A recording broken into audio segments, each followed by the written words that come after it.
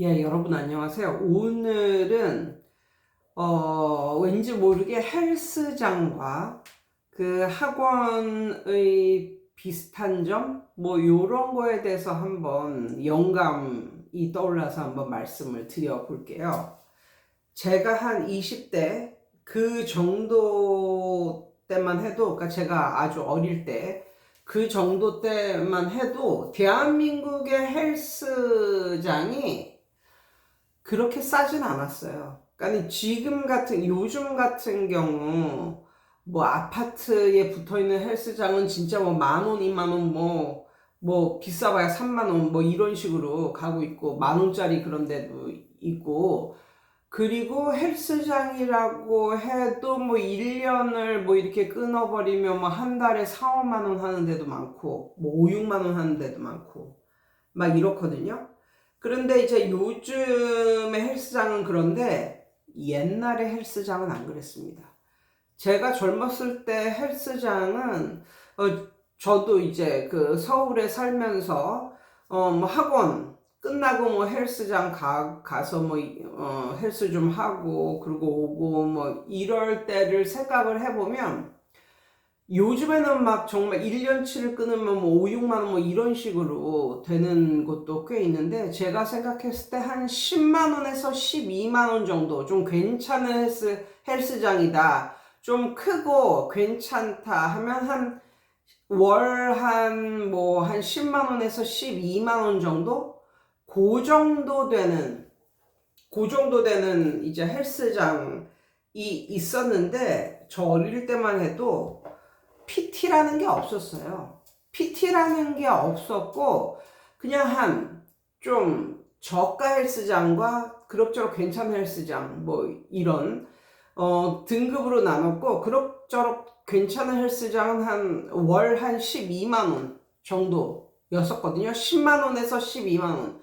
지금으로 생각하면 비싼 거죠. 그게 한 2, 30년 전의 얘긴데, 예, 근데 아무튼 그 정도 되는 헬스장이면 정말 기기도 좋고 아주 좋았는데, 저 어릴 때만 해도 PT라는 게 따로 없었어요. 그 정도의 한 달에 그 정도의 돈을 내고 가잖아요. 그러면 거기서 일하는 그런 강사분들이 많아요. 한 명만 있는 게 아니라 강사분들이 꽤 있어서 그분들한테 물어보면 다 알려주고 뭐 기기 사용법이라든가 뭐 이런 거 다 알려주고 물론 PT처럼 데리고 나와가지고 뭐 이것저것 알려주고 이런 건 아니지만 그래도 꽤 뭐 기구 사용법 어떤 식으로 해라 그리고 당신은 이 부분에 살을 빼려면 뭐 어떤 기구를 써라 뭐 이러면서 이런 거를 전반적으로 거기에 있는 강사분들이 다 알려줬어요. 거기서 일하는 그런 사람들이. 그런데 엄청나게 넓은 라고 해도 강사들이 많았어. 그러니까는 뭐 지금은 엄청나게 넓은 헬스장이라도 강사가 한 명 있고 막 이렇잖아. 그때는 그러지 않았어. 한 네다섯 명 있고 막 이랬어. 그런 사람들이 PT는 아니라도 그렇게 해줬단 말이에요. 그리고 그 사람들하고도 친해지고 뭐 이렇게 그냥 그렇게 좋은 그런 분위기로 이렇게 다녔었거든요. 근데 요즘의 헬스장은 어떠냐면 아무리 넓어도 거기서 일하는 사람들은 한두 명밖에 없어. 그리고 PT를 안 하면 얘가 왔는지 안 왔는지 체크조차 안 해. 물론 들어가서 뭐 이렇게 체크하는 뭐 이런 게 있긴 하지만, 그러니까 자기가 자기 왔다고 뭘 찍기 전에는 출석을 요구하는 뭐 이런 것도 없고 아무것도 없어. 그러니까 어떻게 보면 이 사람이 왔는지 안 왔는지조차도 몰라. 그리고 그 넓은 헬스장에 강사는 한두 명밖에 없어. 코치랄까, 강사랄까, 선생님이랄까. 그런 사람들은 한두 명밖에 없어. 그리고 그 이외에는 뭐냐면, PT를 받는 사람에게는 담당 코치가 이제 붙어가지고 열심히 가르쳐 주지만, PT를 안 받고 그냥 헬스장만 왔다 갔다 하는 사람한테는 거의 아는 척도 안 해. 아는 척도 안 한다고 그러더라고요. 그러니까 제가 이걸 갖다가 그냥 요즘에 저는 그 헬스장을 안 다니거든요. 그러니까 아파트 헬스장 뭐 이런 데나 다니지, 그러니까는 돈 주고는 안 다닌단 말이야. 뭐 멀리. 그러니까 어떤 이런 댓글이나 운동하는 그런 사이트 들어가서 댓글이나 이런 걸 봤는데, 요즘에는 진짜 PT를 안 하면은 거의 아는 척도 안 하고, 얘가 왔는지 갔는지 그런 것도 하나도 안 한다고 뭐 이런 식으로 말을 하더라고요.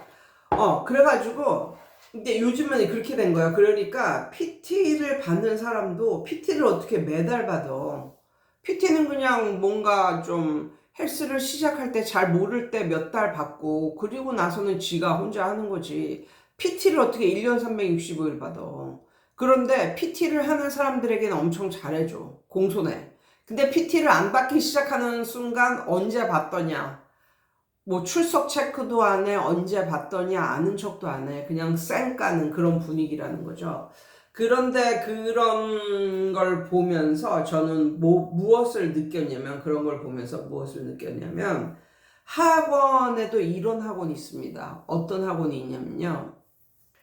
애가 굉장히 못하는 애가 들어왔잖아요. 그러니까 그 교실식 수업하는 그런 학원인데 엄청나게 못하는 애가 들어왔어. 그럼 얘는 넣을 데가 없는 거야. 그러면 부실장 정도 되는 사람이 실장 정도 되는 사람, 아니면 부원장 되는 정도 되는 급의 사람이 어머니께 전화를 합니다. 상담을 하러 나오라고 그래. 그러면 뭐라고 상담을 하냐면, 얘가 지금 그동안 공부한 게 너무나 없기 때문에 실질적으로 들어갈 수 있는 반이 없다. 그러면서 뭐라고 하냐면, 따로 여기 새끼 강사하고 따로, 아니면 어떤 선생하고 따로 얘만 하는데, 따로 얘만 하는데 한 3명치, 3명분 정도?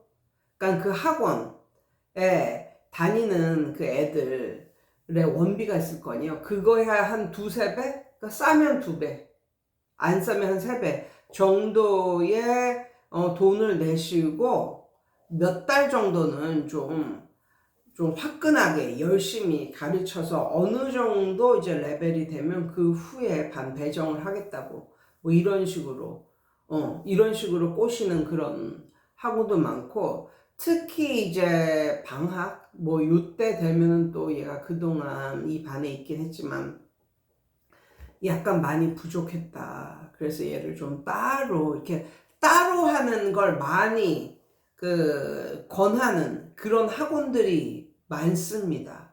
그런데 부모님들이 과외를 할 수도 있는데 학원을 보낸다는 것은 그만큼 금전적인 것을 생각을 하니까 학원을 보내는 거겠죠. 안 그러고 금전적인 게 완전히 풍족하면은 개인 과외를 붙이지 왜 학원을 보내겠어요. 그런데 만약에 부원장이나 뭐 이런 사람들이 이렇게 말을 하면 엄마들이 좀 어리숙한 그런 것도 있고 해서 그냥 그거를 수긍을 해요. 그리고 본인의 아이가 공부를 못하는 건 어느 정도 인정이 되는 거니까. 근데 그렇게 시작을 하는데 그게 두세 달이 끝나도 이게 쇼부가 안 나는 거야. 만약에 2달 정도 했는데 쇼부가 나서 보통 반에 들어가면 이제 다행인데, 그게 안 되면 이제 그게 몇 달이 되고 뭐 6달이 되고 뭐 이런 식으로 뭐 1년이 되고 이런 거죠. 여기서 제가 말씀을 드리고 싶은 것은, 이렇게 오퍼를 했을 때 얘가 너무 좀 기본기나 이런 것이 부족해서 여기 들어갈 수 있는 자리가 없다. 그래서 따로 여기 새끼 강사하고 요 선생님하고 한 두세 달 정도만 한 2, 3인분 정도의 그 학원비를 내고 그렇게 다니자고 이렇게 꼬시는 것이 결국 긴 안목으로 봐서는 그렇게 좋은 건 아니다. 예, 이런 걸 말씀을 드리고 싶어요. 그리고 걔네가 1대1을 원하는 것도 아니고, 차라리 만약에 그런 종류의 아이가 있다면 그런 종류의 아이만 몇 명을 이제 모아가지고 그런 애들을 관리형으로 이렇게 관리를 해주는 그 선생님을 선생님 반, 그러니까 관리형 반, 뭐 요런 걸 몇 개 운영하는 게 낫지, 따로 불러가지고 원비에 두세 배 받고, 예, 그러니까 어떻게든지 그놈의 돈을 좀 알겨 먹으려고 이렇게 생각을 하는데, 결국은 롱텀으로 보면 물론 그렇게 말하는 걸 뿌리치지는 않겠지만 롱텀으로 보면 그 아이가 오래 다니지는 않는다. 그리고 다니다가 그 학원에 대한 기억이 그렇게 좋지만은 않다. 뭐, 예, 요런 말씀을 드려봅니다. 그리고 이렇게 관리형 학원에서도 이런 특강 같은 게 있는데, 그러니까 그런 특강을 방학이나 아니면 방학이 아닌 때라도 이런 특강을 이렇게 좀 굳이 요구를 하는 그런 게 있어요. 근데 그런 특강을 만약에 안 한다 하면은 벌써 선생님들의 이런 태도가 특강하는 애한테 조금 더 기운다는 거죠. 근데 그런 모습을 보이면 안 된다는 거예요. 그러니까 그런 특강하고 따로 교습받는 애가 있고, 이런 애 저런 애 이런 이유 저런 이유 해가지고 어떻게 해서든지 돈을 좀 많이 좀 땡겨 보려는 이런 의지가 학원을 시작하고 반짝 정도는 좋겠지만 오래는 못 간다. 그리고 이미지가, 그 학원에 대한 이미지라는 게 있는데, 그 학원에 대한 이미지를 생각할 때 그런 식으로 하면 그 이미지가 별로 안 좋아져서 이쪽 동네에서 한탕하고 뜨고 또 저쪽 동네에서 한탕하고, 이런 경우라면 모르겠지만 근데 나는 그런 식으로 학원 운영하는 사람들을 경멸하거든요. 아무튼 그런 경우라면 돈을 벌 수 있겠지만 결코 롱텀으로 잘 될 수는 없다. 그래서 다소 당장 나에게 마이너스가 가든가 나에게 득이 안 되든가 아니면 좀 더 힘들던가, 그렇더라도 그냥 본인이 하는 그런 거를 똑같이 해 나간다면 부모님도 그걸 왜 못 느낄까요? 부모님도 느끼겠죠. 얘가 못하고 이래가지고 들어갈 반이 없어서 다른 선생님이 만약에 얘를 해준다. 부모님이 얼마나 고마울까요? 예. 그러니까 그런 이미지, 그 학원을 생각했을 때 그 이미지라는 게 정말 무시 못하다. 그래서 눈앞에 그냥 돈 이런 것만 쫓지 말고 좀 신용? 신임? 뭐 이런 거? 이 학원은 끝까지 책임져 주는 학원, 이 학원은 학생 개개인에 대한 맞춤 수업이 가능한 학원, 이 학원은 인간적인 학원, 이런 식으로 그 학원에 대한 이런 이미지, 이런 것도 무시 못한다. 예전에 저희 그 동네에 치과가 있었는데 두 종류의 치과가 있었었는데, 그 한 종류의 치과는 뭐냐면 그렇게 그 실장이라는 사람이 어떻게 해서든지 그 조금이라도 어떻게 해서든지 돈을 뽑으려고 치과 그런 걸 계속 이거 하러 오면 이것도 권하고 이것도 권하고 이것도 권하고, 마치 공포 마케팅처럼 그렇게 권하는 이런 치과가 있었거든요. 그냥 해도 되는 걸 임플란트를 뭐 권유하고 이런 치과가 있었는데 결국은 몇 년 안 돼서 문 닫았어요. 다 소문이 났거든요. 공포 마케팅. 이거 하나 하러 갔는데 이것만 해서는 안 된다. 이것저것 뭐 이런 식으로. 그런데 또 다른 치과는 좀 성실하게 오히려 임플란트 하러 해야 되지 않냐고, 이 정도면 임플란트 해야 되는 거 아니냐고. 그러면 임플란트보다 본인이 타고 태어난 그 치아를 되도록이면 오래 어떻게 해서든지 보존을 하는 것이 훨씬 더 낫다고 말을 하고, 이렇게 과잉 진료 이런 거 안 하고, 이렇다 보니까 오히려 맨 처음에는 이 실장의 말빨 이걸 이쪽이 정말 엄청나게 이렇게 돈을 벌어갔지만 나중이 되니까 여긴 망하고 여기는 계속 롱런을 하더라. 발음이 어렵네요. 롱런을 하더라.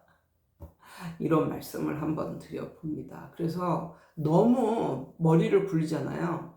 그 머리 굴리는 걸 상대방이 느끼게 하면 안 된다니까. 상대방이 전혀 모르게 머리 굴려야 되는데 그게 진짜 힘들어. 차라리 머리를 굴리지 마.